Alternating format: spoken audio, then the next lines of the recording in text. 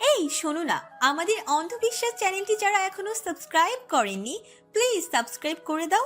আর অল্প কিছু সাবস্ক্রাইবার হলে 1 লক্ষ পরিবার হবে। সবাই প্লিজ সাবস্ক্রাইব এবং বেশি বেশি শেয়ার করে দাও প্লিজ। Let's try Agrin. গতকাল রাতে মেহেরিন নিজেকে সামলে সময় নিয়ে বলতে যাচ্ছিল কিছু, তবে আব্রাহাম শুনল না পুরো কথা। তার আগেই বলে উঠল, ইয়েস। লাইট অফ করে যখন আব্রাহাম এগিয়ে এলো, মেহেরিনের তখন অন্তর কাঁপে, মুখটা দূরে দূরে করে, শরীরটায় যেন এক ফোঁটা শক্তি নেই। ভয়ে নাকি ভালো লাগার অনুভূতির সংমিশ্রণে মেয়েটা সেই হিসেব মিলাতে পারে না। আব্রাহাম ওর জামার ফিতা টানতেই মেহেরিন শান্ত হয়ে গেল। হাত জোড়া তুলে আব্রাহামের গলায় জড়িয়ে ধরল। এ যেন আহ্বান, কাছে আসার আহ্বান, নিজের সবটুকু উজাড় করে দিয়ে অনুভূতির জানান দেওয়া। একটুও বাধা দিল না স্বামীকে। গত রাতের জন্য নিজেকে অসুস্থ অনুভব করলেও সেসব পাত্তা দিল না। যত প্রশ্রয় দিবে ততই পেয়ে বসবে। এই কথা মিথ্যা নহে। আব্রাহাম তেমন। বউয়ের আশকারা পেয়ে আর নিজের সঙ্গে ঘনিষ্ঠ করল বউকে। বউয়ের সর্বাঙ্গে নিজের স্পর্শ দিতে ভুলল না পুরুষ। বাহিরে আলো ফুটতে অনেক দেরি। আব্রাহাম তখন ওয়াশরুমে। এখনো আজান হয়নি। মেহের নিজের ভেজা চুল গামছা দিয়ে বেশ কয়েকবার মুছে ফেলেছে। দ্রুত শুকিয়ে নিতে হবে চুল। আব্রাহাম চলে যাবে এখন। পরে চুল ভেজে থাকলে মা নিশ্চয়ই সন্দেহ করবে। এদিকে আব্রাহাম চাইছে না সে এখানে এসেছে শাশুড়ি সেটা জানুক। মেহেরিন গামছা রেখে আব্রাহামের হুডি আর প্যান্ট চেয়ার থেকে এনে বিছানায় ভাঁজ করে রাখলো। তখন হুডির পকেটে কিছু লাগলো মেহেরিনের হাতে। সে কৌতূহল নিয়ে একবার দেখার জন্য উদ্যত হয়েও পরক্ষণে সে চিন্তা বাদ দিল। বিছানায় রেখে যখন চলে যাবে তখন আব্রাহামের গম্ভীর স্বর ভেসে আসে, ওটা বের করে নাও। নাকের ফুল আর একটা চেন আছে। ভাইয়া গতকাল ফিরেছে, বিশেষ করে এটা দিতেই আসা হয়েছিল। মেহরিনের বড্ড হাসি পেয়ে গেল। বুক আসে, তবে অতটা নয়। আচ্ছা, এগুলো দিতে এসেছেন তাহলে? আব্রাহাম অপ্রস্তুত হলো। মেয়েটা তাকে নিয়ে উপহাসের সুর তুলেছে মনে মনে। এটাই ভাবছে না তো গিফট দিতে সে। আব্রাহাম আর ভাবে না। কি অদ্ভুত, সে নিজের সাফায় কেন দিচ্ছে। ভেজা চুলের পানি ছাড়তে ছাড়তে সে এসে প্যান্ট হাতে তুলে নিল। মেহরিনের কথায় সম্মতি দিয়ে বলল, হ্যাঁ। মেহরিন ঠোঁট টেপে হাসল। গিফট দিতে এসেছে, এটা তো একটা বাহানা মাত্র। তবে আর কিছু বলল না। আলো ফোটার আগে আব্রাহাম বেরিয়ে গেল। মেহরিনের দেহ দুর্বল হলেও মন চনমনে হয়ে উঠল। কোনো এক পুরুষ রাত বেরাতে তার জন্য আসবে যেন স্বপ্ন বলা চলে। তবে আজ তা বাস্তব। সে আপন মনেই এই প্রেমিক রূপে থাকা প্রেমিককে নিয়ে স্বপ্ন বুনতে শুরু করে দিয়েছে বহু আগে থেকে। কি করা হচ্ছে? সুগন্ধি ফুল? ঘুম ঘুম স্বরে আবরাজের প্রশ্নে চমকে উঠল ফিজা। তড়িৎ নিজের হাতের ফোন লুকিয়ে ফেলায় পায়ের তাড়া করে। বালিশের তলায় রাখতে গিয়ে ঠিকঠাক স্থান খুঁজে পায় না। তার আগেই হাতে ধরে ফেলে আবরাজ। ফিজা ঠোঁট কামড়ে ধরে। কি হবে এখন? আবরাজ ফোন চেক করবে? এসব ভাবতে মেয়েটার গলা শুকিয়ে আসে। কাঠ কাঠ হয়ে পানির তেষ্টা অনুভব করলো। আবরাজ এর মধ্যে আবার বলল, লুক এট মি। ফিজা অন্যদিকে তাকিয়ে। আবরাজ এক হাতে ফোন আর এক হাতে মেয়েটার চোয়াল চেপে ধরে নিচের দিকে করে। ফিজা পিটপিট করে তাকিয়ে বলে উঠল, কিছু বলবেন? Give me the phone. Time দেখবেন তো, 8:17 বা। শাট আপ সুগন্ধি ফুল। চমকে উঠল ফিজা। চালাকি কাজে লাগে না। আবরাজ হ্যাচকা টানে ফিজাকে নিজের কোলে তুলে বসিয়ে ফোনটা নিজের হাতে নিয়ে নিল। পুরুষালী শক্ত হাতের থাবা থেকে ফিজা ফোনটা রক্ষা করতে পারে না। আবরাজ একদম দুজনের চোখের সামনে রেখেছে ফোন। ফোনের লক খুলতেই ভেসে উঠলো একটা ভিডিও। মেয়েটা শাড়ি পরছে। মোমবাতির আগুনের আলোতে মেয়েটার ফর্সা শরীর ও আগুনের ন্যায় জ্বলজ্বল করছে। ফিজা এক চোখ খুলে সামনে দেখলো, তখনও ভিডিও প্লে হচ্ছে। ফিজার লজ্জায় কান গরম হয়ে এলো। আবরাজ শব্দ করে হেসে উঠল। তারই ফোনে মেয়েটা নিজের ভিডিও দেখছে। ফিজা তখন সাফাই দিল, আমি এটা ইচ্ছে করে দেখিনি, বিশ্বাস করুন। আপনার ছবি দেখছিলাম, তারপর হঠাৎ এটা সামনে চলে আসায়। মিথ্যা ঢাকতে গিয়ে সত্যি বলে ফেলছে মেয়েটা। কি আশ্চর্য কথাবার্তা। আবরাজ তখনও ফোনের স্ক্রিনে দৃষ্টি স্থির। হিমশীতল চাহনিতে দেখতে থাকে কোমরের শিফন শাড়ির হাতে কুচে গসতে থাকা ফর্সা হাতটার দিকে। ফর্সা কোমরে একটা তিল জ্বলজ্বল করছে। আবরাজ সেটার দিকে ঘুর লাগা দৃষ্টিতে তাকিয়ে দেখে। ফিজা নিজেকে বড্ড অসহায় লাগে। আবরাজ ফোনটা রেখে বইয়ের বাঁকানো কটিতে সে হাত ছুঁয়ে দিল। মেয়েটা নরম তুলতুলে শরীরটা শক্ত পুরুষালী পুরুষের হাতে বন্দি করে নিল। হিমবাহের ন্যায় শীতল কণ্ঠে বলে উঠল, I need some first morning kiss. মেয়েটার শরীর ঝিমিয়ে আসে, কথার খেয়েই হারিয়ে যায়। রাতে এত পাগলামি করেও আবার এখনই শুরু হয়েছে। বেজা শরীরটা ব্যথায় যেন টনটন করছে। আবরাজের হাতের বাঁধন দৃঢ় হয়, চোয়াল চেপে ধরে মুখে এগিয়ে আনে ফিজার। শক্ত পুরুষালী ঠোঁট দ্বারা চেপে ধরে নরম ঠোঁট। একসময় গলা থেকে ঘাড়ে এসে থামে, সেখানে দাঁত দিয়ে কামড়ে দিয়ে তবে ছাড়ে ফিজাকে। ফিজা কিছু বলে না। আবরাজ হাসকি আওয়াজে বলে, তোমার নেশা আমার সর্বাঙ্গে ছেয়ে আছে। তোমাকে দেখলে আমার নিজেকে মাতাল মাতাল লাগে সুগন্ধি ফুল। পারফিউমের মাতাল করার সুবাসে ফিজার খুর লেগে যাচ্ছে। আবরাজ ততক্ষণে ওয়াশরুমে চলে গিয়েছে। ফিজা তখনও বসে আছে, গায়ের কম্ফোর্টার টেনে ভালো করে গায়ে জড়িয়ে নেয়। আবরাজ শাওয়ার নিয়ে একেবারে বেরিয়ে এলো, পরনে একটা টাওয়াল মাত্র, চুলগুলো থেকে টপ টপ করে পানি ঝরছে। ফিজা অন্যমনস্ক হয়ে কিছু ভাবছিল, পানির ঝাপটা মুখে পড়তে চমকে উঠল কিছুটা। তড়িৎ স্বামীর দৃষ্টি ফেলে দেখলো নিজের ব্যক্তিগত পুরুষটা দাঁড়িয়ে তার সামনে, নিষ্প্রভ দৃষ্টে তাকিয়ে আবরাজ বইয়ের দিকে। এই চাহনির ব্যথা ফিজা জানে, সে সব অগ্রাহ্য করলো আপাতত, বরং বালিশে হেলান দিয়ে বসে নিজের গায়ের পোশাক ঠিকঠাক করতে করতে আবরাজকে স্বাভাবিকভাবে জিজ্ঞেস করলো, এখন কোথায় যাচ্ছেন আপনি? বউয়ের দিকে যে হাত বাড়িয়েছে সেই হাতটাকে সাইজ করতে যাচ্ছি। আবরাজ ঝুঁকে এলো, ফিজার চোয়ালটা আলতো করে চেপে ধরে কপালে চুমু খেলো। ফিজার সেদিকে খেয়াল নেই। আবরাজের কথায় মেয়ে কিং করতে বিমূঢ়, অস্ফুটে মুখ দিয়ে বেরিয়ে আসে, জুনায়েদ।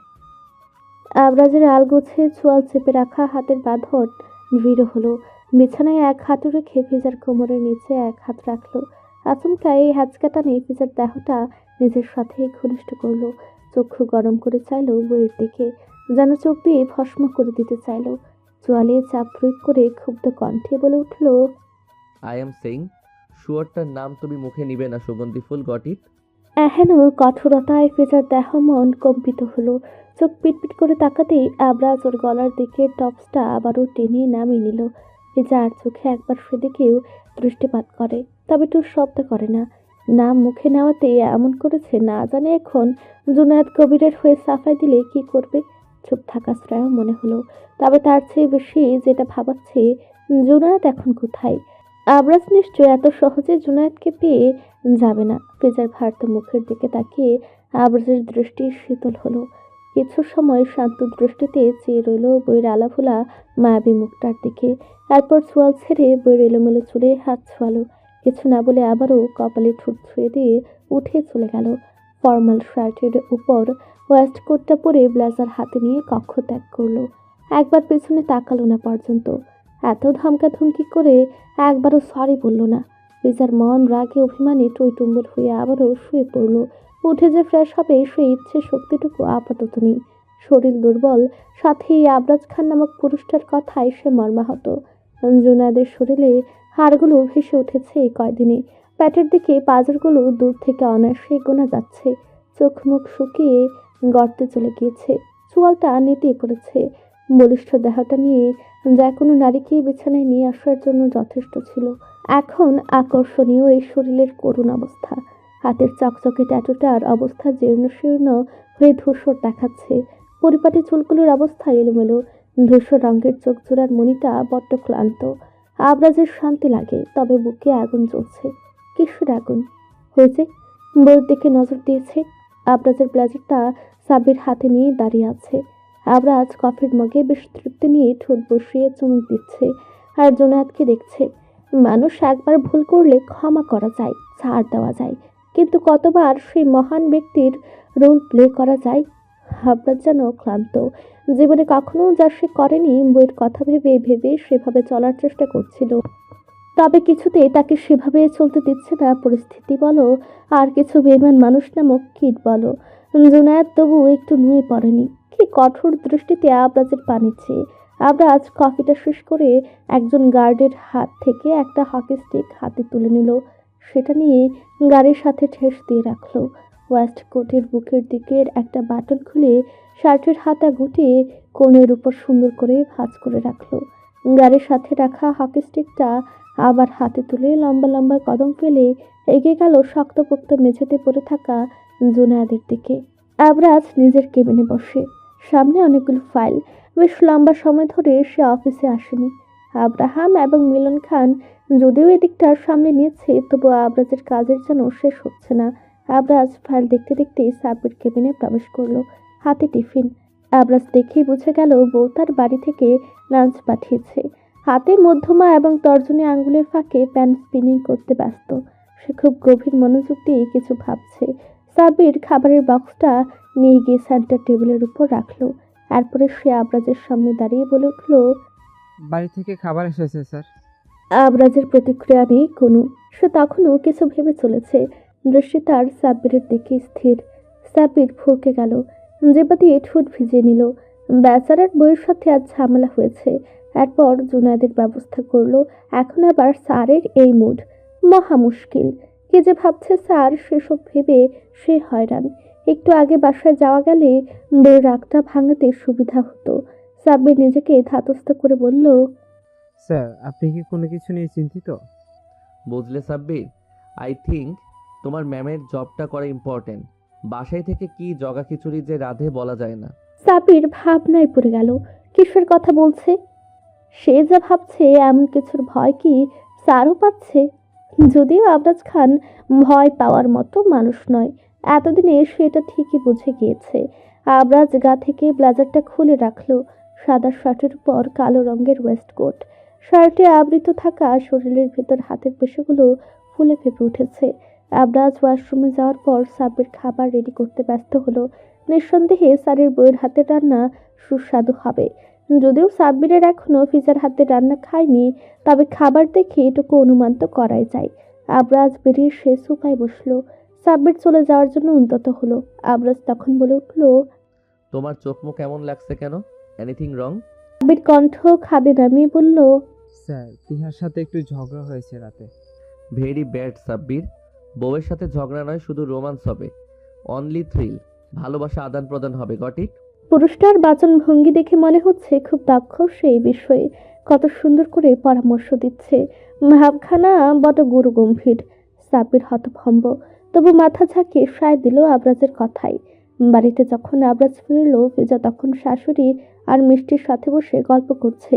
মিষ্টি সন্ধ্যায় এসেছে, আব্রাহাম গিয়ে নিয়ে এসেছে। ছুটি পড়েছে, আবার ভাইয়ের বিয়েতে তো সে থাকতে পারেনি। এসেছে পর থেকে মায়ের সাথে ঘ্যান ঘ্যান করছে মেহরিনকে খান বাড়িতে নিয়ে আসার জন্য। ইলা বেগম ঠিকঠাকভাবে বুঝতে পারে না মেয়ে নিজের ভাবের জন্য এমন অস্থির হচ্ছে নাকি ভাইয়ের হয়ে চামচামি করছে। তবে ঠিক করলেন স্বামীর সাথে কথা বলবেন। বাড়ির বউ আর কদিন ফেলে রাখবে পরের বাড়ি। আবরাজ বোনের সাথে কথা বলে রুমের দিকে গেল। পিজা তখন বসে। আবরাজ নিজের ব্লেজারটা ফেলে গিয়েছে সোফায়। একজন সার্ভেন্ট সেটা নিতে এলে ফিজা খপ করে সেটা নিজের কাছে নিয়ে নিল। জোর করে মুখে হাসি টেনে বলে উঠল, আমি রুমে যাওয়ার সময় নিয়ে যাব। সার্ভেন্ট মাথা নিচু করে চলে গেল।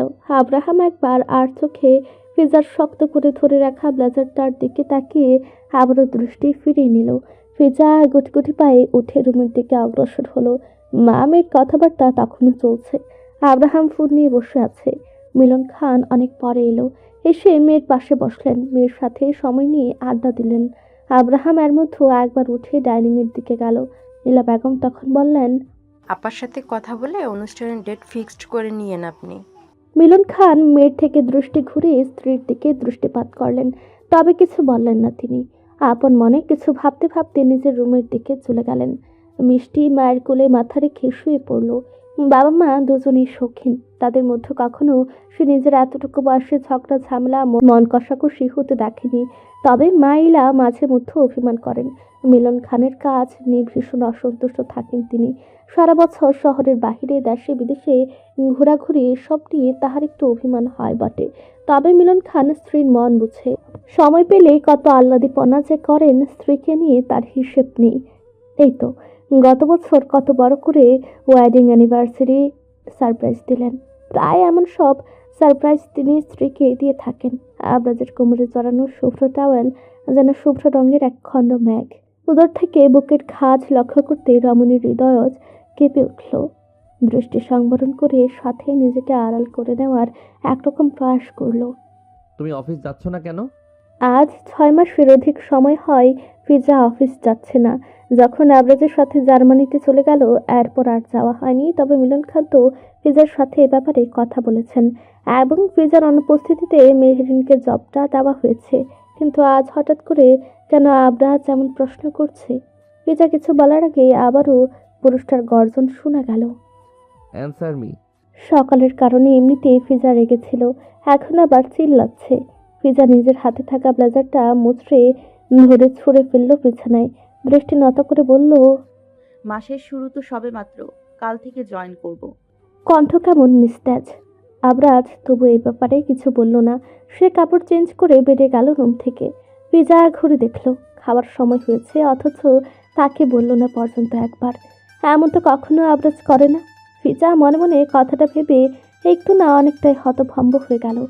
সে পরনির্ভরশীল হয়ে যাচ্ছে কি? এক্সপেকটেশনটা কি বেশি করে বসে আছে, যেটা করা আদৌ উচিত হয়নি? নিজের রাগ অভিমান মন থেকে ঠেলে বের করার এক প্রকার যুদ্ধে নেমে গেল। 4 বছর যে মানুষটা তাকে অবহেলায় অনাদরে আর মানসিক এক অশান্তিতে ভাসিয়ে নিজের মতো দূরে ছিল, সেই মানুষটাকে নিয়ে সে একটু বেশি ভেবে বসে আছে, স্বপ্ন বুনছে। আদৌ তার ফিরে আসা কিংবা যাওয়া নিয়ে কোনো নিশ্চয়তা নেই। যখন তখন এই পুরুষ তার থেকে দূরে যেতে পারে, যেমনটা কিছুদিন আগেও গিয়েছিল। নিজের মনে এসব ভাবতে ভাবতেই ফিজা নিচে নেমে এলো। সে যখন এলো, ইলা বেগম তখন কিছুটা বিচলিত হলেন। সেভাবেই বলে উঠলেন, এত লেট করলি যে? ঔষধ ছিল একটা খালি পেটে, ওটা খেয়ে একটু অপেক্ষা করতে হয়েছে। ফিজা একটা চেয়ারে বসতে বসতে জবাবে বলল, মিষ্টি আজ বাবা আর বড় ভাইয়ের পাশের চেয়ার দখল করেছে। যদিও আবরাজের পাশে আব্রাহামের বাঁ দিকের চেয়ারটা খালি, তবু ফিজা অন্য চেয়ারে বসলো।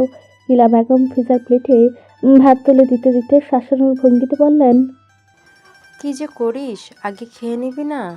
এখানে এখন বস, সবার খাওয়া শেষ। মিলন খান ফিজার সাথে টুকটাক কথা বললেন। খাওয়া দাওয়া শেষে কিছু সময় সবাই লিভিং রুমে বসলো। ফিজা খেয়ে একটু দাঁড়িয়ে রইল সেখানে। এরপর শাশুড়িকে বলে রুমে চলে এলো। আলমারি থেকে নিজের রাতের পোশাক বের করে নিয়ে ওয়াশরুমে ঢুকে গেল। ড্রেস চেঞ্জ করে যখন বেরিয়ে এলো, আবরাজ তখন নিজের রাতের পোশাক পরে কিছু ফাইল নিয়ে তখন সোফায় বসে পা আড়াআড়িভাবে সেন্টার টেবিলের উপর তুলে রেখেছে। হাতের পেন্সিলটা নৃত্য করছে আঙুলের ফাঁকে। ফিজা আয়নার সামনে দাঁড়ালো এসে। রাতের কিছু প্রসাধনী হাতে পায়ে লাগিয়ে নিল। আচমকায় লিপস্টিকের উপর দৃষ্টি স্থির হলো। সাদা রঙের লং গাউন তার পরনে, ওড়না নেই শরীরে। মনে এক অদ্ভুত বাসনা জাগ্রত হলো। লিপস্টিকটা হাতে নিয়ে অল্প স্বল্প গোলাপি রঙে উষ্ঠদয় ঢেকে লালে রঙিন করার জন্য উদ্যত হতেই পেছন থেকে তৎক্ষণাৎ নিজের কোমরের শক্ত হাতে শীতল স্পর্শ পেল। লিপস্টিক হাতে মুঠো করে ধরে রাখলো। ফিজা আয়নায় তাকাতেই আবরাজের নিষ্প্রভ দৃষ্টি যেন ফিজাকে শাসাচ্ছে। হিমবাহের ন্যায় শীতল কণ্ঠ। আবরাজ একসময় বলে উঠল, তুমি কি চাচ্ছ লিপস্টিক দিয়ে আমার সামনে ঘুরঘুর করবে আর আমি মাতাল হয়ে তোমার লিপস্টিক খেয়ে অসুস্থ হয়ে পড়ি? ফিজা হতভম্ব, হতবাক হয়ে কিছু বলতে ভুলে গেল। সে তো এসব কিছু ভেবে লিপস্টিক লাগাতে আসেনি, আর না আগে কখনো এমনভাবে লিপস্টিক লাগিয়েছে। ফিজা নিজের সর্বোচ্চ শক্তি প্রয়োগ করে নিজেকে ছাড়িয়ে নিল। যদিও এটা পসিবল ছিল না, তবে আবরাজ চেয়েছে বিধায় হয়েছে। আবরাজ নিষ্প্রভ দৃষ্টি চেয়ে ফিজার মুখের দিকে। সাদা রঙিন নাইট ড্রেসটা শরীরের সঙ্গে যেন মিশে আছে। বেশ আকর্ষণীয় হয়ে উঠেছে ফর্সা শরীরের বিভিন্ন অঙ্গ। ফিজা তড়িৎ নিজের হাতে লিপস্টিক রাখলো ড্রেসিং টেবিলের উপর। নিজের অবাধ্য নরম মনকে আবারও পাথরের ন্যায় শক্ত করতে বেশ কড়াকড়িভাবে শ্বাসে নিল। দ্রুত পা ফেলে পিছিয়ে যেতে আবরাজের হাত নিজের কোমরে আবারও অনুভব করলো। চোখের দৃষ্টি যেন ভয়ঙ্কর। ফিজা এই দৃষ্টির ব্যাখ্যা জানে। গলদেশে পুরুষটার শক্ত হাতের স্পর্শ পেল। তৎক্ষণাৎ নিজের হাত জোড়া সেই হাতের উপরে চলে গেল। আবরাজ যেন কয়েকশো বছরের তৃষ্ণার্থ এক চাতক পাখি। আবরাজের শরীরে জড়ানো রেশমের তৈরি একটা ঢিলে ঢালা ড্রেসিং গাউন, কোমরে যেটার সুতার বেল্ট সেটা টেনে খুলে নিল। ফিজার হাতে সেটা পেঁচাতেই ফিজার বুঝতে বাকি রইল না আবরাজ খান আজ সব রকম প্রস্তুতি নিয়ে তবে এসেছে। আবরাজের চাহনিতে এক অদ্ভুত আকর্ষণ, চাহনি মারাত্মক। পুরুষটার মাদকাসক্ত দৃষ্টিতে ফিজার যেন সর্বাঙ্গ ঝলসে যায়। চোখের অতল গহ্বরে যেন এক সমুদ্র সমান মোহাব্বত লুকিয়ে। তবে তা কেন প্রকাশ্যে নয় পুরুষটার। এ যেন বিরাট একটা গোলক ধাঁধার মধ্যে পড়ে যায় ফিজা। সে দৃষ্টি যেন বিস্ময়কর কোনো জাদু বলে গড়ে, নেশার মতো গভীর, মাতাল করে দেওয়া রকম। ফিজা অনুভব করে পুরুষটার ভেতর বাহির দুটো রূপ, কিন্তু কেন? ভালোবাসে শতভাগ নিশ্চিত, অথচ সে ভালোবাসা কোনোদিনও উচ্চারিত হয়নি, কোনো কথায় বা স্পর্শে ধরা দেয়নি। যেন পুরুষটা নিজের অনুভূতিকে আটকে রেখেছে এক অদৃশ্য প্রাচীরের আড়ালে। তবু সে নীরব মাদকতায় বারবার হারিয়ে যেতে থাকে ফিজা। ভালোবাসা নাকি শুধুই মোহ? এই দ্বন্দ্বে পড়ে কখনো কখনো নিজেকে প্রশ্ন করে সে, কিন্তু হৃদয়ের ভাষা কখনো লুকিয়ে রাখা যায় না। সময়ের পরতে পরতে জমে থাকা সব নিঃশব্দ অনুভব একদিন বিস্ফোরিত হয়। ফিজা যখন ঠিক ভাবতে শুরু করে আবরাজ শুধু এক গোলক ধাঁধা, ঠিক তখনই আবরাজ এগিয়ে আসে। চোখে ছিল একই রকম মাদকতা, তবে এবার তা ছিল স্পষ্ট ভালোবাসার রঙে রাঙানো। তুমি ছাড়া আমি একটা দিনও কল্পনা করতে পারি না। সুগন্ধি ফুল। আবরাজের স্বীকারোক্তি যেন সব প্রশ্নের উত্তর হয়ে দাঁড়ায়। কিন্তু এটুকু যথেষ্ট কি? হয়তো। তবে এত কিছু এখন ফিজা ভাবতে পারছে না। আবরাজ যখন মুখটা নামিয়ে ফিজার গলায় মুখ রাখলো, ফিজার সমস্ত শরীর কেঁপে উঠল এক অদ্ভুত শিহরণে। চোখ দুটো বুজে এলো আপনাতেই। এক হাত মুঠো করে ধরে নিল আবরাজের পরিপাটি করে আঁচড়ানো চুল, আর অন্য হাতে জোরে ধরল তাকে আরো নিবিড় করে। বাঁধা হাত, অথচ অপার মুক্তির অনুভব। বিছানায় ধীরে ধীরে নুয়ে পড়তে থাকা ফিজার চোখে মুখে ভেসে উঠল ভালোবাসার এক অনাবিল ছায়া। রুম জুড়ে নিঃশব্দতা, যেন দুজনের হৃদয়ের ধ্বনি ছাড়া আর কিছুই নেই চারপাশে। নিঃশ্বাসে মিশে আছে এক অপার্থিব ভালোবাসার সুর, যা কক্ষ জুড়ে ছড়িয়ে দিয়েছে এক গভীর মায়াবী আবেশ। আবরাজ বউকে বিছানায় ফেলে দিতেই ফিজা হাত জোড়া আবরাজের গলায় জড়িয়ে ধরল বাঁধা হাতে, অথচ সুখের এক মুহূর্তে। রুম জুড়ে পিনপত্র নীরবতা, এক ভালোবাসার সুর মুখরিত কক্ষ। আবরাজের পাগলামি, পাগল করা হাতের স্পর্শ, ফিজা শরীর কেঁপে ওঠে ক্ষণে ক্ষণে। নিজের যন্ত্রণা, চোখের জলের নদী, বুকের ভেতর জমে থাকা কষ্টগুলো যেন অন্ধকারে মিলিয়ে যাচ্ছে। খোলা জানালার হিমেল হাওয়া, নিস্তব্ধ রাত, সব কিছু আছে, তবু কোথাও যেন এক শূন্যতা কুড়ে কুড়ে খাচ্ছে মেয়েটাকে। আবরাজ অন্ধকারে অনুভব করতে পারে স্ত্রীর চোখের কার্নিশ বেয়ে গড়ে পড়া জলের ধারা। উমরের ভেজা চোখের পাতায় নিজের রুক্ষ পুরুষালী উষ্ঠদয় ছুঁয়ে দিয়ে বলে উঠল, একটু সহ্য করে নাও সুগন্ধি ফুল। আমি তোমার কাছে এসে স্থির থাকতে পারি না। I really don't know what is the reason for this. কারণ সত্যি তো কি হতে পারে এটা? ভালোবাসা নাকি রূপের আকর্ষণ? তবু ফিজার চোখ বন্ধ হয়ে আসে, অনুভব করে, উপভোগ করে প্রতিটা স্পর্শ। পুরুষটার ঠোঁটের ভাঁজে থাকা অধর নেড়ে নিজের সম্মতি জানান দিল। গায়ের পোশাক এদিক ওদিক ছুঁড়ে ফেলে আবরাজ। ফিজার হাত তখন আবরাজের গলায়। আবরাজ উল্টো করে আবার বারিশের সাথে চেপে ধরল মেয়েটার হাত। ফিজা আলগোছে চোখ বন্ধ করে আবরাজ খানের না বলা এক ভালোবাসার অতল সমুদ্রে হারিয়ে গেল। মুহিতা বেগম আজ ঘুমোতে যাচ্ছে না। মেহরিন খাবার শেষে বেশ কয়েকবার বলল, কিন্তু তিনি রান্নাঘরে কি যেন করেই চলেছেন। মেহরিন ফোনে কিছু করছিল, কিন্তু রান্নাঘরে লাইট জ্বলছে বিধায় উঠে এলো। রান্নাঘরে যাওয়ার আগে গেটের শব্দ হলো। ভুজরা কুচকে এলো মেয়েটার, ওকে দিয়ে মাকে দেখলো। মুহিতা বেগম খুন্তি হাতে দরজায় দাঁড়িয়ে বলে উঠল, একটু চুলার ধারে যা তো। মেহরিন মাথা ঝাঁকিয়ে রান্নাঘরের দিকে গেল। তবে কৌতূহল জাগে মনে, কে এলো এত রাতে? আর মা এত রাতে কি বা রান্না করছে? সাইপানে গরুর কলিজা ভুনা দেখে সর্বপ্রথম আব্রাহামের কথা মাথায় এলো।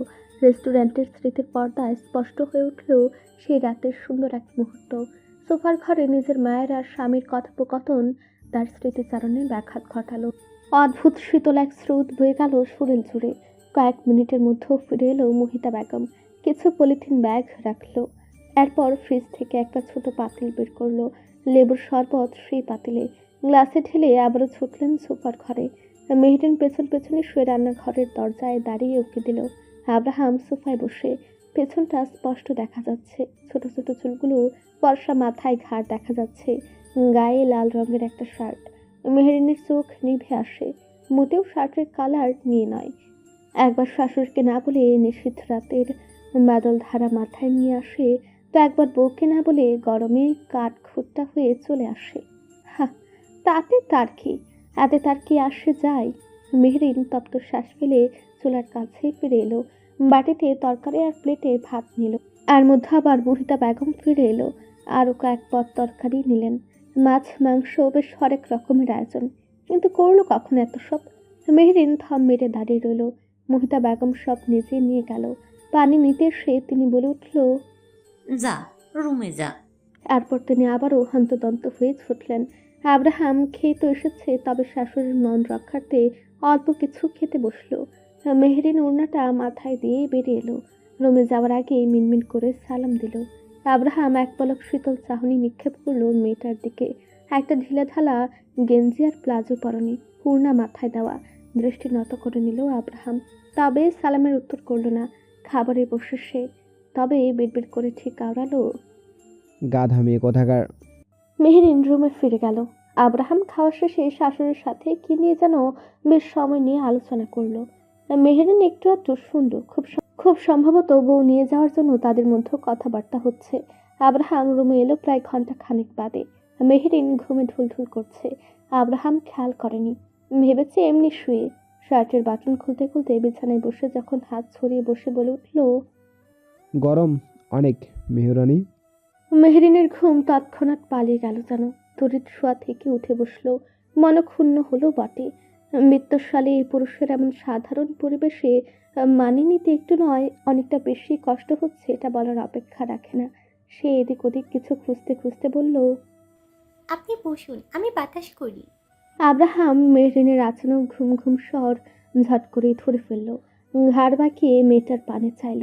আপাত মস্তক দৃষ্টি বুলিয়ে নিল একবার। মোটা চুলের বেনুনিটা তাকে বড্ড টানল। গম্ভীর স্বরে মেহরিনকে ডেকে উঠল, এদিক দিয়ে এসো, আমার সামনে। মেহরিন ভাবলো বাতাস করার জন্য হয়তো সামনে যেতে বলেছে। মাথার উপর সিলিং ফ্যানটা শু করে আওয়াজ করে চলেছে। তবু এসির হাওয়া কি আর ফ্যানের বাতাসের সাথে তুলনা হয়? মেহরিন হাত পাখাটা নিয়ে এসে আব্রাহামের সামনে দাঁড়ালো।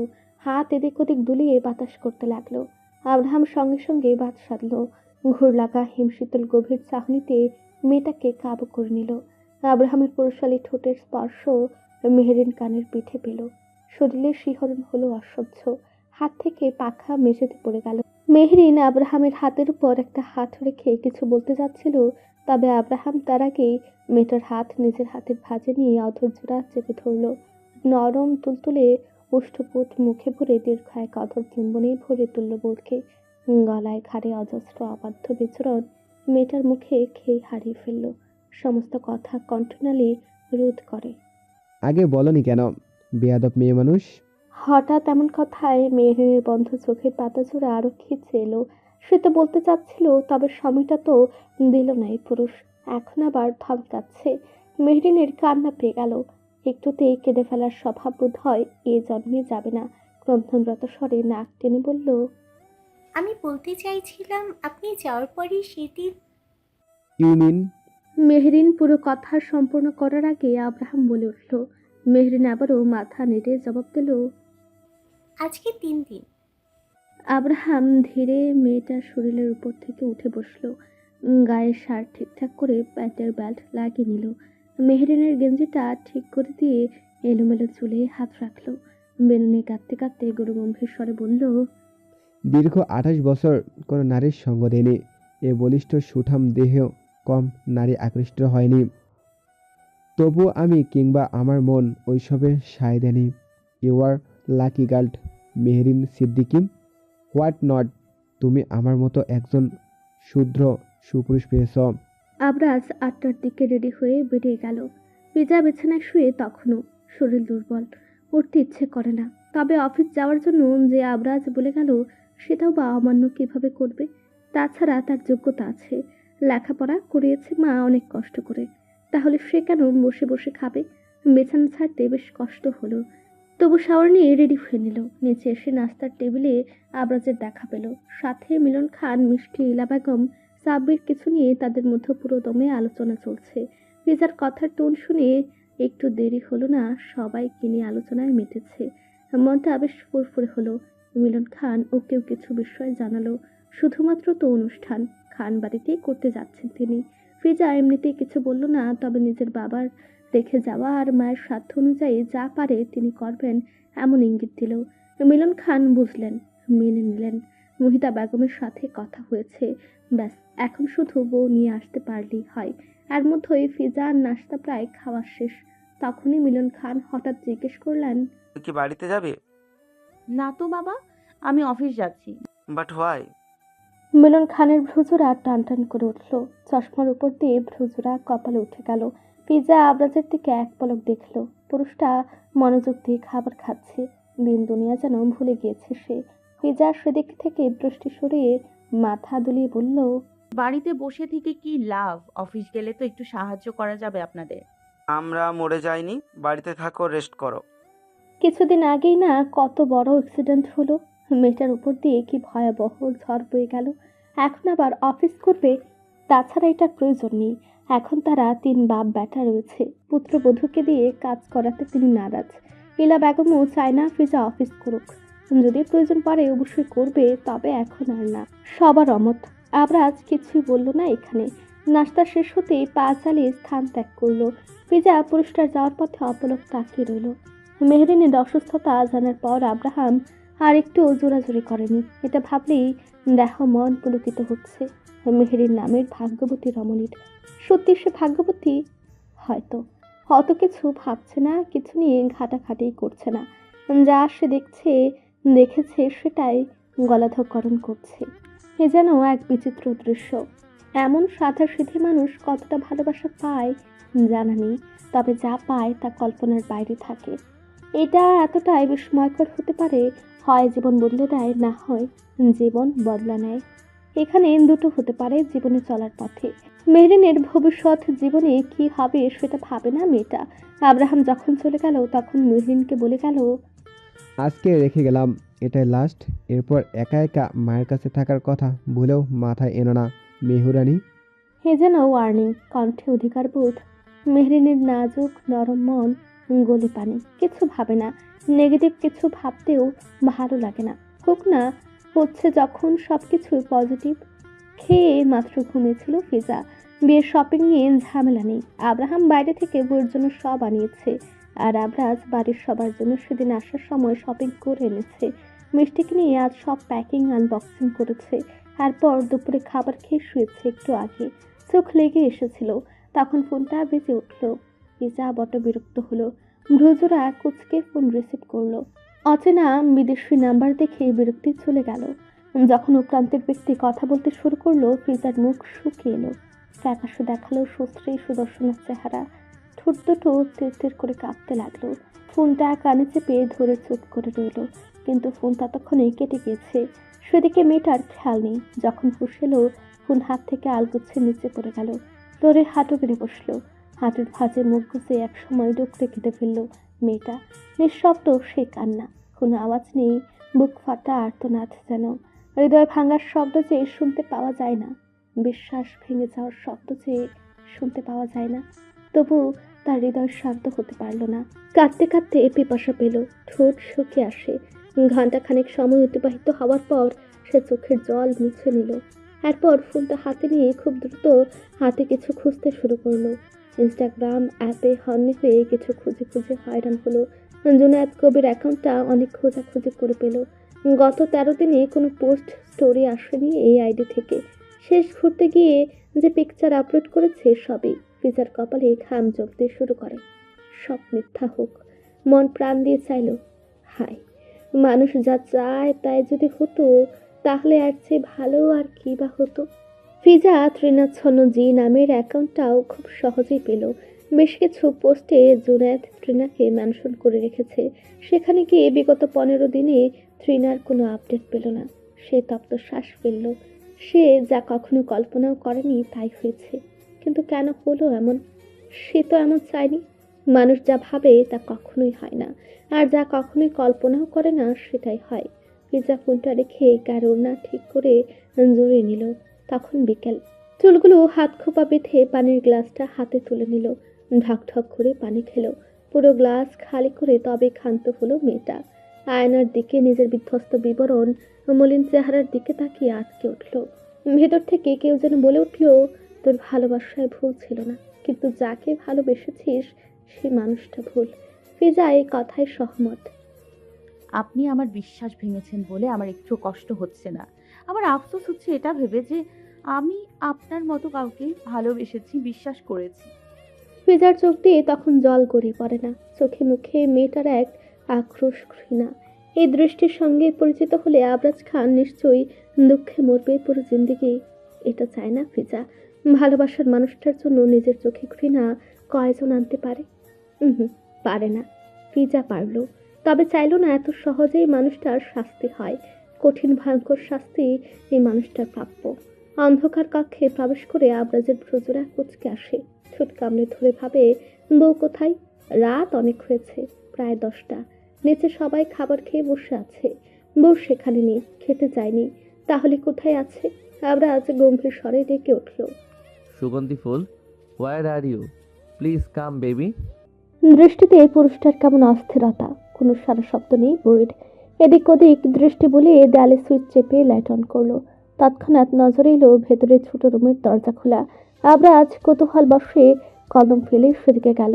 কালো সুজোর আর খটখট শব্দ হয়। দরজায় দাঁড়িয়ে ভেতর ঘরে উঁকি মারতেই চোখ দুটো শীতল হলো।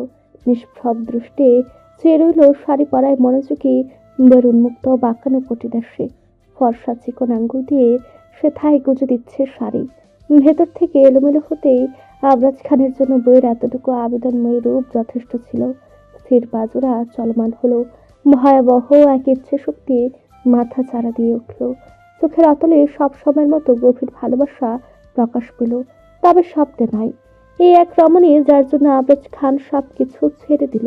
কিন্তু তাকে কখনো জানবে এই রমণী? জানার চেষ্টা করবে, নাকি মস্ত এক প্রাচীরের আড়ালে থাকা সত্যি সে কখনোই জানতে পারবে না। আবরাজ ফ্রিজের একদম নিকটে দাঁড়িয়ে আছে। ঘনিষ্ঠতা তাদের মধ্যকার দূরত্ব ঘুচিয়ে দিয়েছে। শাড়ির আঁচলে মেয়েটা কাঁধে তুলে নেয়। আয়নায় সুদর্শন পুরুষকে এক পলক দেখে নিল। কালো শার্টের হাতা ফোল্ড করে রাখা, গলায় তখনও টাই ঝুলছে। ইন করে রাখা শার্টটা এলোমেলো হয়েছে কোমরের দিকে, সম্পূর্ণ খোলার অপেক্ষা মাত্র। ফিজা আবরাজের দিকে তাকিয়ে থেকে সেফটি পিন হাতে নিল। আঁচলটা ঠিকঠাক করে সেথায় সেফটি পিন লাগাতে নিলেই আবরাজ ফিজার হাত চেপে ধরল। শীতল স্পর্শে একটু কাঁপন ছড়িয়ে পড়ে রমণীর সর্বাঙ্গে। আবরাজ মুখে কিছু বলে না। কিছু সময় আয়নায় বইয়ের দিকে দৃষ্টি স্থির রেখে সময় নিয়ে স্লো ভয়েসে বলল, লাগিও না, এটা খোলার মতো ধৈর্য আমি পাই না সুগন্ধি ফুল। ফিজা আবরাজের থেকে হাতটা আচমকায় টান মেরে ছাড়িয়ে নিল। সেফটি পিন আবার আগের স্থানে রেখে শাড়ির স্ট্যান্ডটার দিকে তাকিয়ে বলল, আপনার শাড়ি ভালো লাগে? তোমার লাগে? আপনার লাগে না? শাড়ি তোমার ভালো লাগে আর আমার তোমাকে। আবরাজ ওর উদরে আলতো করে হাত ছুঁয়ে দেয়। শাড়ি ফ্যাত করে মেয়েটার উজ্জ্বল কোমরটা কে আকর্ষণীয় লাগছে। আবরাজ তার ব্যাখ্যা এই মুহূর্তে করতে পারছে না, কিংবা করতে চাইছে না। একই তো, সোজাসুজি বললেই হলো। শাড়িটার রং প্যাস্টেল পিঙ্ক, যার মধ্যে হালকা সোনালি বা শিমারিং গ্লো আছে। বর্ডার ও ডিজাইনে সোনালি কাজ হয়েছে, যার দরুন শাড়িটা আরো এলিগ্যান্ট দেখাচ্ছে। নাকি রমণীর গায়ে গিয়ে শাড়িটা আরো চমৎকার সুন্দর হয়ে উঠেছে। চেহারা ও সাজসজ্জার সঙ্গে একদম মানানসই হয়েছে ফিজার। নরম রোমান্টিক ধরনের একটা লুক মেয়েটা আবরাজকে খুব করে আকর্ষণ করছে। আবরাজকে এমন অপলক তাকিয়ে থাকতে দেখে ফিজা ঠোঁট বাঁকিয়ে হাসলো। তারপর নিজে থেকে আবরাজের এক হাত নিজের কোমরে টেনে নিয়ে রাখলো। চোখ দিয়ে যেন ইশারা করলো কিছু। আবরাজ মেয়েটার কোমরে 2 হাত রাখা মাত্রই ফিজা কোমর মৃদু দুলিয়ে পাশ সামনে বাড়লো। আবরাজ পেছনের দিকে যেতে লাগলো। মেয়েটা তখনও দুলে চলেছে। দুলতে দুলতে একসময় মাস্টার বেডরুমটার মাঝে চলে এলো। আবরাজ নিজের বা হাতের আঙ্গুলের ফাঁকে ফিজার আঙ্গুলের ভাঁজে চেপে ধরলো। রুমে ড্রিম লাইট জ্বলছে।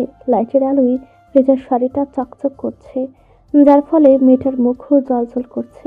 আবরাজ বিছানার দিকে যেতেই চৈতন্য ফিরে পেল ফিজা। আবরাজ ওকে তুলতুলে নরম গতিতে ধাক্কা দিয়ে ফেলতেই সে আবরাজের টাইটা টেনে নিল, যার ফলে আবরাজ ব্যালেন্স ঠিক রাখতে পারে না। আবরাজ 2 হাতে ফিজার 2 পাশে রেখে হাতের উপর ভর রেখে ফিজার উপর ঝুঁকে রইল। চোখগুলো ফিজার চোখে স্থির দৃষ্টিতে চেয়ে। নিষ্প্রভ এই দৃষ্টিতে ফিজা বেশি সময় তাকিয়ে থাকার মতো সাহস করতে পারল না। দৃষ্টি নুয়ে মুখ অন্য পাশ করে নিতেই আবরাজ নিজের মুখ এগিয়ে ফিজার কানের কাছে নিল ঠোঁট।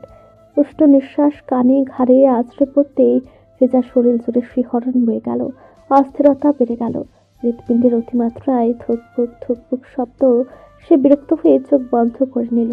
আবরাজ তৎক্ষণাৎ ফিসফিস স্বরে বলে উঠল, ইউ আর ভেরি চার্মিং, সুগন্ধি ফুল। এই জন্যই তো বারবার কাছে আসেন। No way, you are totally wrong. তাহলে কেন আসেন? আবরাজ এই প্রশ্নের জবাব দিল না। নিজের কাজে মগ্ন হয়ে পড়ল। অতিরিক্ত উন্মাদনায় ফিজা শুধু অনুভব করে গেল আবরাজ খানের এক অদ্ভুত শীতল স্পর্শ তাকে কাবু করে নেয়। ভালোবাসার চাদরে যেন জড়িয়ে সে অনুভব করে। তবে মুখে কেন তা প্রকাশ করতে নারাজ এই পুরুষ। রাতের গভীরতা বাড়তেই থাকে, সেই সাথে গভীর হয় আবরাজের এক একটা স্পর্শ। যখন সে নিজের কার্যসিদ্ধি হাসিল করে বুকে বুকে চেপে ধরে শুয়ে পড়ে, তখন তার রাশভারী কণ্ঠস্বর হিমবাহের ন্যায় শীতল হয়ে আসে। মেয়ের দেহখানা নিজের সঙ্গে সযত্নে আগলে নিয়ে ললাটে আদরে স্পর্শ দিয়ে বলে, ইউ নো হোয়াট, তোমার মধ্যে আমার সুখ শান্তি বাসা বেঁধেছে। ব্যস্ততায় ভরা এই জীবনে তোমার কাছে এসে আমার সকল গ্লানি ক্লান্তি ঘুচে যায় সুগন্ধি ফুল। ফিজা চুপ করে শুনে তার প্রচুর ঘুম পাচ্ছে। সে ঠোঁটের কোনায় হাসি ঝুলিয়ে তন্দ্রায় মজে গেল। আবরাজ তপ্ত শ্বাস ফেলল বইয়ের কোনো সারা শব্দ না পেয়ে। এরপর হাতের বাঁধন দৃঢ় গভীর করে নিজেও চোখ বন্ধ করে নিল। ফিজাদের বাড়ির উঠোন বেশ জায়গা জুড়ে। সেখানেই বরের বাড়ি থেকে আসা অতিথিদের জন্য ডেকোরেশন করা হয়েছে। ব্যাকড্রপে ব্যবহৃত হয়েছে সাদা কাপড়, ড্রেপিং স্টাইল যা ভাঁজ করে আর্টিস্টিকভাবে সাজানো। সাদা ড্র্যাপের মাঝে মাঝে লাল গোলাপ ফুল জুড়ে দেওয়া হয়েছে। পেছনের ব্যাকড্রপে ঝুলছে ওয়াল মাউন্টেড ক্যান্ডেল স্টাইল লাইট, সোনালি রঙের এবং উজ্জ্বল আলো দিচ্ছে। ব্যাকড্রপের উপরের অংশে রয়েছে ঘনভাবে সাজানো সাদা কৃত্রিম ফুলের গার্ল্যান্ড। 3টে সিটিং চেয়ার, মাঝখানে একটি বড় সোফা যেখানে বসে আছে মেহরিন আব্রাহাম। পাশে 2টি আরামদায়ক হাতল চেয়ার, যেগুলোর মধ্যে বসে অনেকে বর বউয়ের সাথে নিজেদের ক্যামেরা বন্দি করেছেন প্রতিচ্ছবি। পুরো পরিবেশকে উজ্জ্বল ও রাজকীয় করে তুলেছে। স্টেজের সামনের অংশে এবং পাশের টেবিল স্ট্যান্ডের উপর রাখা হয়েছে সাদা ও লাল ফুলের কৃত্রিম গুচ্ছ, যার ফলস্বরূপ ডেকোরেশন আরও প্রাণবন্ত নজর কাড়া লাগছে। স্টেজের নিচে 2 কোণায় রাখা হয়েছে সবুজ গাছ পাতাসহ ফুলের অ্যারেঞ্জমেন্ট। স্টেজটি উঁচু প্ল্যাটফর্মে তৈরি, সাথে ফ্লোরে বিছানো কার্পেট। পাশে একটি এয়ার কন্ডিশনার রয়েছে, পরিবেশ শীতল করতে তার ব্যবহার। ব্যাকগ্রাউন্ডের একটি অংশে রয়েছে পর্যাপ্ত পর্দা, যার সংমিশ্রণ ব্যবহার করে রাজকীয় মার্জিত পরিবেশ তৈরি করছে। মফস্বলের দিকে এমন দারুণ দৃশ্যে আশেপাশে ভিড় জমিয়েছে কিছু বাচ্চা পোলাপান। গার্ডের জন্য তাদের ভেতরে আসা অসম্ভব। আর এত সব নজর কাড়া ডেকোরেশন স্বয়ং আবরাজ খান নিজে থেকে এই ডেকোরেশনের ইনস্ট্রাকশন দিয়েছে। তার প্রতিটা কাজেই যেন মেহরিনের একজন বড় ভাইয়ের অভাবটা পূরণ করে দিয়েছে। বাড়ির প্রতিটা কোনায় কোনায় সৌন্দর্য ছড়িয়ে আছে। আবরাজ ফিজা যখন মেহরিনের পাশে এসে বসলো, মেহরিন তখন অনেক বেশি আবেগী হয়ে পড়ল। আবরাজ মেহরিনের মাথায় হাত বলে দিল আলতো করে। ফিজার পরনে একটি হালকা নরম ও মসৃণ ধাঁচের বেজ রঙের শাড়ি। আবরাজও সেম স্যুট পরা। আবরাজ বউ বাড়ি থেকে বেরিয়েছে পর এদিক ওদিক ঘুরে আর চোখে দেখে যাচ্ছে। মূলত ফিজা সকালেই নিজেদের বাড়িতে চলে এসেছিল মেহরিনের ফোন পেয়ে। মেয়েটা একা, কোনো ভাই বোন নেই, একমাত্র বোন বলতে ফিজা। তাই সকালে বোকা শোকা মেহরিন কেঁদে গিয়ে বোনকে ফোন করে নিয়ে এসেছে। মেহরিনের লেহেঙ্গা ধূসর ও বাদামির মাঝামাঝি, আব্রাহামের পাঞ্জাবি সাদা রঙের। বার কনেকে বড় ভাই নাকি ছোট ভাই, অনেক অফিসের স্টাফ এবং ফ্রেন্ড সার্কেল এটা নিয়ে বেশ গুঞ্জন তুলল। বিয়ে আগেই হয়েছে, শুধু ফর্মালিটি মাত্র এটা। ফটোশ্যুট শেষ হতে প্রায় রাত 9টার ঘর ছাড়িয়ে গেল। অতিথি বিদায় নিতে লাগলো ধীরে ধীরে। একসময় বরের গাড়ি গন্তব্যের পথ অনুসরণ করলো। গাড়িতে বসে বোকাশোকা মেহরিনের কান্না আরো জোরে পেল যখন আব্রাহাম ওর লেহেঙ্গা আর ব্লাউজের ফাঁকে উন্মুক্ত উদরে হাত রাখলো। মেয়েটার কান্নার সাথে সাথেই স্টপ হয়ে গেল। আব্রাহাম বউকে নিজের দিকে টেনে নিয়ে স্লো ভয়েসে বলল, কাঁদো, অফ করলে কেন? ডোন্ট স্টপ প্লিজ, কাঁদো। মেহরিন অবাক চোখে ফালফাল করে তাকাতে আব্রাহাম বাঁকা হাসল। বইয়ের ক্রন্ধনরত মুখ, তার নিজেকে এত সময়ের চোর ডাকাত মনে হচ্ছিল। এখন শান্তি লাগছে বেচারার। চোখ বন্ধ করে মেহরিনকে টেনে নিয়ে বুকে মাথা চেপে ধরে সিটে গা এলিয়ে দিয়ে বলল, ওকে, এখন না কেঁদে সব কান্না জমিয়ে রাখো, রাতে আবার কাঁদিও মেহরানি। মেহরিন কান্না ভুলে গেল। তার মুখশ্রী জুড়ে লজ্জা এসে ছেয়ে গেল। আব্রাহামের পাঞ্জাবি খামচে ধরতেই আব্রাহাম ফের বলে উঠল, প্লিজ ডোন্ট পক মি নাও। কন্ট্রোল হারিয়ে কিছু করে ফেললে পরে কিন্তু দোষারোপ করতে পারবে না। মেহরিন একদম স্তব্ধ হয়ে গেল। নীরবতা তার এখন শ্রেয়। এই পুরুষ দিন দিন কি লাগামহীন, অসভ্য, নির্লজ্জ হচ্ছে। এ সত্যি সে ছাড়া আর কে বা জানবে। ফিজা মাকে কিছুতেই বোঝাতে পারল না। কেঁদে কেঁদে দুই মেয়ের জন্য হয়রান। নিশ্চয়ই মেহরিনের অন্য কোথাও বিয়ে হলে ফিজা এখন মায়ের কাছে থাকতো। দুই বোনের বিয়ে এক বাড়িতে হয়েছে বলেই তো এখন দুজনকে একসাথেই চলে যেতে হচ্ছে। আগত্যা ইলা বেগম ফিজাকে মহিতা বেগমের কাছে রেখে যাওয়ার জন্য ঠিক করলেন। তবে আবরাজ খান সে কি মানবে? ফিজা চিন্তায় অস্থির। নিশ্চয়ই আবরাজ কিছুতেই ফিজাকে রেখে যাবে না। ফিজা যখন আবরাজের দিকে তাকিয়ে এসব ভাবছে, আবরাজ গাড়ি থেকে নেমে এসে ফিজার পাশে দাঁড়ালো। মা এবং বাবার উদ্দেশ্যে বলল, রাত অনেক হয়েছে আব্বু, আম্মু যাও। আব্বু গাড়ি সাব্বির ড্রাইভ করবে, মিষ্টি ফাতিহার সাথে আছে। এই কথার অর্থ যেন একদম পরিষ্কার, সে তাদের সাথে যাবে না। ইলা বেগম মৃদু হাসলেন শুধু। মিলন খান শুকনো কাশি দিলেন। এরপর বেআইনের থেকে বিদায় নিয়ে বেরিয়ে গেল। ফিজা লজ্জায় একটু পেয়েছিল বটে, তবে আবরাজ খান মানুষটা তার জন্য সব করতে পারবে। এটুকু ভরসা বিশ্বাস সেই পুরুষকে চোখ বন্ধ করে করতে পারবে। যদি পুরো পৃথিবী একদিকে থাকে আর ফিজা থাকে তার বিপরীতে, তবে এই পুরুষ তাও নিজের অর্ধাঙ্গিনীর সাইড নেবে। এই শুধু মুখের কথা নয়, এর প্রমাণ আবরাজ খান নিজেই। আব্রাহাম এসেছে পর আর রুমের বাইরে যাচ্ছে না। রুমে ঘাপটি মেরে বসে আছে, অথচ এখন রুমে বসে থাকার কথা ছিল বেচারার বউয়ের। মেহরিন এসে কাপড় চেঞ্জ করে নিচে চলে গিয়েছে। অতিথি যারা আছে তারা বিদায় নিচ্ছে, সেই জন্য এখনো মেহরিন আসতে পারেনি। আব্রাহাম বার কয়েক উঁকি ঝুঁকি মারল রুমের বাহিরে, অথচ একটা কাকপক্ষী নেই দোতলার করিডরে। মিষ্টিটাও আজ চাঁদ হয়েছে, দেখায় পাওয়া যাচ্ছে না। আব্রাহাম ঘড়ি দেখল, রাত 10:30 বাজে। দেখে বেচারার মুখটা মলিন হয়ে এলো। অর্ধেক রাত চলে গেল। এমনিতেই রাত ছোট, সে বাসর কখন করবে? আব্রাহাম নিজের ফ্রেন্ডদের অব্দি বিদায় করেছে আগে আগে, কিন্তু এতেও লাভ হলো না। বিছানায় চিত হয়ে শুয়ে সিলিংয়ের দিকে চেয়ে রইল। দরজা লাগানোর শব্দে সে শোয়া থেকে উঠে বসলো। মেহরিন এসেছে, বড় ক্লান্ত দেখাচ্ছে মেয়েটার চোখ মুখ। নাদুস নুদুস মুখখানা এইটুকু দেখাচ্ছে। আব্রাহামের দিকে তাকিয়ে মেয়েটা শুধু হাসে, বলল, সরি, অনেকক্ষণ একা থাকতে হয়েছে আপনাকে। ইটস ওকে, কোনো ব্যাপার না, তুমি ফ্রেশ হয়ে এসো। আব্রাহাম বলে উঠল। মেহরিন মুচকি হেসে ওয়াশরুমে চলে গেল। আব্রাহাম দরজা খুলে বেরিয়ে গেল রুম থেকে। নিচে এসে দেখলো মেয়েড ডাইনিং টেবিলে খাবার গুছিয়ে রাখছে। ইলা বেগম রান্নাঘরে কিছু একটা করছে। আব্রাহাম মাকে ডেকে বলে উঠল, আম্মু, আমার খাবারটা রুমে দেও। কেন বাবা, শরীর কি বেশি ক্লান্ত? মিহু যে বলল তুই নিচে এসে খাবি। ও আচ্ছা, এরকম বলেছে নাকি? অ্যাকচুয়ালি কিছু হয়েছে কি আম্মু, আমার ঘুম পাচ্ছে অনেক। রুমে খাবারটা নিয়ে খেয়ে আর্লি শুয়ে পড়তে পারবো। আব্রাহামের কথা শুনে ইলা বেগম আর কথা বাড়ালো না। মেয়েটকে বলল দুজনের খাবার রুমে দিয়ে আসার জন্য। আব্রাহাম মুখ গম্ভীর করে রেখেছে। ইলা বেগম ছেলের মাথায় হাত বুলিয়ে বলল, শরীর বেশি খারাপ লাগলে মাকে ডেকো, আর খাবার দুজনেরটাই রুমে পাঠিয়ে দিচ্ছি। আব্রাহাম মায়ের কথায় মুচকি হেসে মাথা নাড়ল। এরপর সিঁড়ি বেয়ে উপরে চলে এলো। রুমে এসে দেখলো মেহরিন বিছানায় শুয়ে পড়েছে অলরেডি। আব্রাহামের চিন্তায় কপালে ভাঁজ পড়ল। মেয়েটার শরীর কি বেশি খারাপ লাগছে? সে দ্রুত পায়ে মেহরিনের পাশে এসে বসলো। কপালে হাত দিয়ে দেখলো শরীরটা সামান্য গরম, মানে জ্বর আসার সম্ভাবনা রয়েছে। আব্রাহাম অস্থিরতা বাড়ল। আলতো করে মেহরিনের গালে হাত রেখে বলে উঠল, শরীর খারাপ লাগছে বেশি, ডক্টর ডাকি? আরে, আপনি এত অস্থির হবেন না। গরম আমি সহ্য করতে পারি না তো, তাই একটু খারাপ লাগছে। রেস্ট করলে ঠিক হয়ে যাবে। আপনি খেয়ে আসুন গিয়ে। মেহরিনের কথা বলাতে একটু স্বস্তি পেল আব্রাহাম। এর মধ্যে দরজায় টোকা পড়ল। আব্রাহাম গম্ভীর স্বরে বলল, কাম।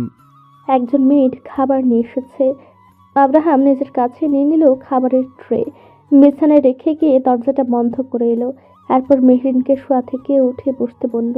মেহরিন না উঠে শুয়ে থাকা অবস্থায় বলে উঠল, আপনি খেয়ে নিন, আমার এখন ইচ্ছে করছে না, পরে খেয়ে নিব আমি। আব্রাহাম মেহরিনের কথায় কোনো প্রত্যুত্তর করে না। মেহরিনকে ঠেলে ঠুলে শোয়া থেকে তুলে বসালো। সে নিজের মতো খাবার নিয়ে মুখের সামনে ধরলো মেয়েটার। মেহরিন কি করবে বুঝতে পারে না। একটা অস্বস্তি, কেমন একটা অজানা অনুভূতিতে মেয়েটার বুকটা দ্রিম দ্রিম শব্দ করছে। এমন একজন পুরুষ যে বইয়ের সর্বত্রটা খেয়াল রাখে। মেহরিনের সত্যি মনে হয় আব্রাহামের কথাটা আসলেই সত্যি। সে সত্যি লাকি গার্ল যে আব্রাহামের মতো এমন গুড হার্ট পারসন সে একজনকে লাইফ পার্টনার করে পেয়েছে লাইফে। মেয়েদের আর কি চাই? মনে মুক্তা পয়সা থাকলেই ক্রয় করতে পাওয়া যায়, কিন্তু ভালোবাসা, আদর, যত্ন, সম্মান, দায়িত্ববান এবং একজন ব্যক্তিত্ববান লাইফ পার্টনার শুধু ভাগ্যবান মানুষেরাই পেয়ে থাকে। মুহিতা বেগম অনেক কেঁদেছেন। তৃতীয়বারের ন্যায় তিনি আবারও কাঁদতে কাঁদতে হয়রান হয়ে গেলেন। প্রথমবার যখন স্বামীর অকাল মৃত্যুতে, দ্বিতীয়বার বড় মেয়ের বিয়ে দিয়ে, আজ তৃতীয়বার ছোট মেয়ের বিয়ে দিয়ে। জন্মদাত্রী মা হয়েও নিজের কন্যাদের নিজের কাছে ধরে রাখার মতো সাধ্য ওনার নেই। ভয়াবহ যন্ত্রণা বুকে চেপে তিনি বেঁচে আছে যেন। মেহমান আত্মীয় স্বজন অনেকেই আছেন, আবার অনেকেই বিদায় নিয়েছে। মুহিতা বেগমের এক চাচাতো ভাইয়ের বউ আজ থাকবে ওনার সাথে। বাড়িতে খাবার দাবার আর সকল কাজকর্ম তিনি কাজের মেয়েটাকে নিয়ে সামলাচ্ছেন। ফিজা রুমে এলো যখন তখন রাত 11:30। আবরাজও সবে মাত্রই সব ঝামেলা শেষে শাওয়ার নিয়ে ওয়াশরুম থেকে বেরিয়ে এসেছে। ফিজা শাড়ি চেঞ্জ করে নর্মাল একটা সাদা লং গাউন পরেছে। নীলা প্লাজোর সাথে রংধনুর 7 রং মিশ্রিত এক ওড়না। লম্বা চুলের খোপা খুলে চুলগুলো ক্লিপ দিয়ে আটকে রেখেছে, যার ফলে এলোমেলো হয়ে চারদিকে চুল বেরিয়ে খোপা ঝুলে আছে। আবরাজ আস্তে করে ঢোক গিলে নিল। নিজের মোবাইলে কল আসায় ধ্যান ভাঙে আবরাজের। ফিজা বিছানার কাছেই ছিল। ফোন সে হাতে নিল। সাব্বির কল দিয়েছে। ফিজা বলল, সাব্বির সাহেব কল দিয়েছেন। আবরাজ গম্ভীর। ফিজা ফোনটা আবরাজের দিকে বাড়িয়ে দিল। আবরাজ কল রিসিভ করে কানে তুলে গম্ভীর স্বরে বলে উঠল, বলো সাব্বির। সাব্বির উপাস থেকে কিছু বলল। আবরাজের মুখের রং মুহূর্তের মধ্যে বদলে গেল। চোয়াল শক্ত করে বলল, আসতে দাও। বলে আবরাজ কল কেটে দিল। ফোনটা রেখে সে বিরক্তিকর নিঃশ্বাস ফেলে ফোন ফিজার পড়ার টেবিলের উপর রাখলো। বিছানার উপর রাখা আবরাজের ট্রাউজার আর একটা টি শার্ট, যা ফিজা এখানে রেখেছে। লুঙ্গি মানুষটা একদম পরতে পারে না, তার উপর কষ্ট করে যদিও আগে কয়েকবার পরেছে। তারপরেই ফিজা সেদিন নিজের সাথে করে আবরাজের কিছু কাপড় ব্যাগে করে নিয়ে এসেছে। ভাগ্য ভালো এনেছিল, যদি না আনতো তাহলে আজ আবার মহা মুশকিল হতো। ফিজা আবরাজের ড্রেসগুলো দিয়ে রুম থেকে বেরিয়ে গেল। আবরাজ ড্রেস চেঞ্জ করে বইয়ের অপেক্ষায় বসে থাকতে পারল না। ফিজা রান্নাঘরে চুলাতে কিছু একটা করছে। আবরাজ না দেখেও বুঝে ফেললো বউ তার কফি বানাচ্ছে। ফিজা একটা কফি বানিয়ে নিয়ে দরজার দিকে তাকিয়ে দেখলো আবরাজ দাঁড়িয়ে আছে। ফিজা মৃদু হাসলো, হেসে বলল, একটু অপেক্ষা করা যায়নি, চলে আসতে হলো। আবরাজ এখানেও মৌনতা পালন করলো। ফিজা আবরাজের হাতে কফিটা দিয়ে লাইট অফ করলো রান্নাঘরের। এরপর সোফার রুমে সে ড্রিম লাইট অন করে রুমে এলো। আবরাজ কফি নিয়ে সোফায় বসলো। সারাদিনের ব্যস্ততা এটা এখন খুব দরকার ছিল। ফিজা আবরাজের পাশে ফ্লোরে বসে গেল। আবরাজের হাঁটুতে মাথাটা রেখে গা এলিয়ে দিল। আবরাজ ওর মাথায় হাত রাখলো। কফি ফিজার সামনে ধরে বলে উঠল, টেস্ট ইট। কেন ভালো হয়নি? তুমি নিজে ট্রাই করো। ফিজা আবরাজের থেকে মগ নিল। একবার চুমুক দিয়ে দেখলো স্বাদ ঠিকই আছে, তাই ভ্রুজোড়া কুঁচকে নিল সে। আবরাজ গম্ভীর ফিজার হাত থেকে মগটা নিয়ে নিল। এরপর ফিজা যেখানে ঠোঁট ছুঁয়ে কফি খেয়েছে, আবরাজও সেখানেই মগে ঠোঁট বসিয়ে চুমুক দিল। ফিজা হতভম্ব। আবরাজ কফি খাওয়া শেষ হতেই বিছানায় বসে বুকের মধ্যে জড়িয়ে ধরল। শরীর ক্লান্ত। ফিজা তারপরও আবরাজের বুকে আঁকিবুকি করে। আবরাজ ফিজার হাতটা নিজের হাতের মুঠোয় নিয়ে বলল, আমি শুরু করলে কিন্তু তখন ব্যাড বয় বলতে পারবা না। আপনি অসভ্য, বাজে পুরুষ, এটা বলতে হয় না। ফিজা কথাটা বলতে দেরি হলেও আবরাজের হাত বইয়ের ছোঁয়াল চেপে ধরতে খুব বেশি দেরি করলো না। আবরাজ মুখটা এগিয়ে নিয়ে ফিজার ঠোঁটের কোণে আলতো করে ঠোঁট ছুঁয়ে দিল। বলল, রেস্ট করো আর জ্বালিও না। ফিজা সোনার মতো মেয়ে। সে আবরাজের বুকের থুতনি থেকে তর্জনী আঙ্গুল দিয়ে পুরুষটার অ্যাডামস অ্যাপেলে স্পর্শ করলো। আবরাজ ঢোক গিলে ফিজার আঙুলটা চেপে ধরে নিল। আঙ্গুলে দাঁত দিয়ে আলতো করে কামড়ে দিল। ফিজা ব্যথাতোর শব্দ করে আঙ্গুল ছাড়িয়ে নিয়ে বলল, আপনার শুধু কামড়া কামড়ি, এটা ছাড়া আর পারেন কি আপনি? আবরাজ ফিজার নিজের হাত এবার বইয়ের বাঁকানো গতিদর্শ রাখলো। আচানক হ্যাঁচকা টানে আরো ঘনিষ্ঠ করলো নিজের সঙ্গে। ঘোর লাগা হিমশীত স্বরে ফিস ফিস করে বলল, আমি কি পারি আর না পারি এটা তুমি খুব ভালো করে জানো সুগন্ধি ফুল। ফিজা লজ্জায় শরীরে রক্তকণিকায় অসহ্য শিহরণ। মেয়েটা মুখ দিয়ে আর কোনো শব্দ আড়াতে পারে না। আবরাজ শুধু বাঁকা হাসলো। মুখে জব্দ করতে তার খুব বেশি কিছু লাগে না। আবরাজ উঠুন, আবরাজ। আবরাজ ফিজার হাত টেনে মুখে আগলে ধরে আরো। ঘুমু ঘুমু স্বরে বলে, হুম। কি উঠুন, সাব্বির সাহেব কল করে যাচ্ছে সে কখন থেকে। আবরাজ এবার চোখ মিলে চাইলো। খুব দ্রুত শোয়া থেকে উঠে বসলো। ফিজার ডান হাতে রয়েছে ফোন। আবরাজ বলল, রেডি হয়ে নাও সুগন্ধি ফুল, আমরা বেরিয়ে পড়বো এখন। আবরাজ গায়ে শার্ট ধরিয়ে ওয়াশরুমে চলে গেল। ফিজা রুম থেকে বেরিয়ে রান্নাঘরে এলো। মহিতা বেগম নাশতা বানাচ্ছেন। ফিজা মাকে উদ্দেশ্য করে বলল, আম্মু উনি রেডি হতে বলেছেন। আমার হাতের কাজ শেষ, তুই গিয়ে বস, আমি নাস্তা নিয়ে আসছি। ফিজা দেখলো কাজের মেয়েটা নাশতা নিয়ে যাচ্ছে। সে রান্নাঘর ফাঁকা পেতেই বলল, আম্মু তুমি আমাদের সাথে চলো না। এ হয় না রে মা। মহিতা বেগম মৃদু হেসে বললেন। মহিতা বেগমের কথায় খুব ভালো করে বোঝা যাচ্ছে তিনি যাবেন না। ফিজা তাও জোরাজুরি করলো, কিন্তু তবু মহিতা বেগম রাজি হলেন না। আগত্যা নাস্তা শেষ করে ফিজা আবরাজ রওনা দিল খানবাড়ির উদ্দেশ্যে। আবরাজ ফিজা খানবাড়িতে এসে পৌঁছালো সকাল তখন 9:30। বাড়িতে তেমন কেউ থাকার কথা নয়, তবু ফিজা সদর দরজায় দাঁড়িয়ে কোনো পুরুষের কণ্ঠ শুনে অনুমান করলো কেউ একজন আছে। তারা বাড়ির ভেতরে এসে দেখলো লিভিং রুমে মিস্টার জি, সাথে ইলা বেগম, আব্রাহাম, মিষ্টি, মেহরিন। ওদের দেখে মিস্টার জি এগিয়ে এলো। এই ইয়ং ম্যান। আবরাজের মুখ গম্ভীর। মিস্টার জি হাত বাড়িয়ে রেখেছেন। আবরাজ নিজের হাত প্যান্টের পকেটে গুজে রেখেছে। মিস্টার জি নিজের 2 হাত একসাথে কচলাতে কচলাতে হেসে হেসে বললেন, নেভার মাইন্ড, তোমার ওয়াইফ কোথায়? মেয়েটার সাথে আমার এখনো ভালো করে কথা হয়নি, দেখি দেখি। বলতে বলতে ফিজার কাছে এগিয়ে এলো। ফিজা মুখের ভাবভঙ্গি স্বাভাবিক। সে মৃদু হাসলো। মিস্টার জি বেশ মধুর কথা জানেন। ফিজাকে তিনি একটা রিং দিলেন। মেহরিনকেও দিল। ফিজার হাতে তিনি নিজে রিংটা পরিয়ে দিলেন। ডায়মন্ডের রিংটা চকচক করছে ফিজার হাতে। ইলা বেগমের মুখে হাসি। মিস্টার জি মুখে হাসি ঝুলিয়ে ফিস ফিস করে বলে উঠলেন, তারপর কি ডিসিশন নিলে? Nothing. Even after knowing everything? Yeah. ফিজাও ফিসফিস করে মুখে হাসি ঝুলিয়ে জবাব দিল। মিস্টার জি এর মুখের রং পরিবর্তন হয় মুহূর্তেই। পরপরই ফিজা হেসে হেসে আবার বলে, nice ring. Thank you mister মামা। মিস্টার জি এর চেহারাটা কেমন অদ্ভুত দেখাচ্ছে। চোখ দুটো যেন শয়তানি হাসে। আবরাজের জহুরি নজর। সে হঠাৎ করেই মাকে বলে উঠল, আম্মু, আমরা রুমে যাই, ফ্রেশ হয়ে আসছি। আবরাজ বলতে বলতে একটু পিছিয়ে সে নিচ থেকে ফিজার হাত টেনে ধরলো। সিঁড়ি বেয়ে উপরে ওঠার আগে কল করে দিল সাব্বিরকে। করিডোরে গিয়ে কল রিসিভ হলো। আবরাজ বলল, কাম হোম কুইকলি। ফোনটা কেটে ফিজার দিকে তাকালো। কেমন নিস্তেজ দেখাচ্ছে মেয়েটাকে। আবরাজ হাতের দিকে তাকিয়ে দেখলো রিং পরানো তর্জনী আঙ্গুলটা নীলচে রং ধারণ করেছে। আবরাজের ধারণা কি তবে সঠিক হলো?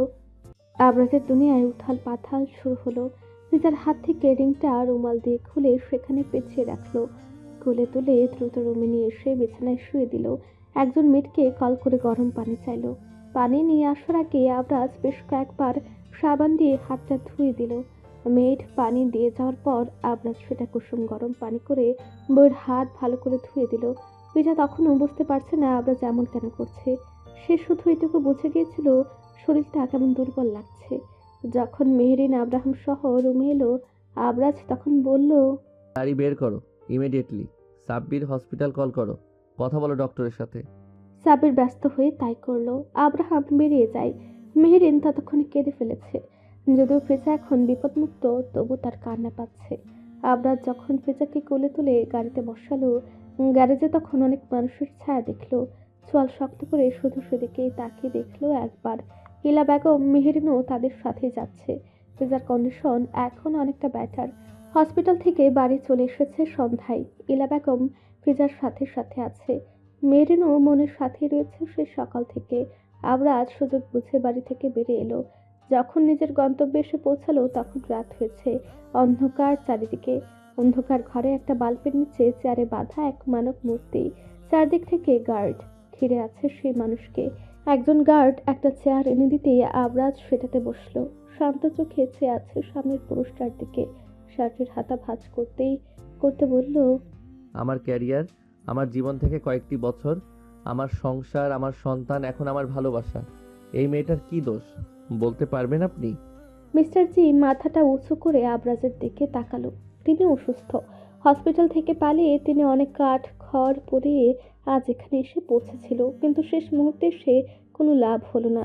তিনি কম্পিত কণ্ঠে বললেন, নিয়মিত ভালোবাসার গল্প শুনতে এবং পড়তে আমাদের অন্ধবিশ্বাস চ্যানেলটি সাবস্ক্রাইব করে পাশে থাকা বেল আইকনটি ক্লিক করুন। ধন্যবাদ সবাইকে।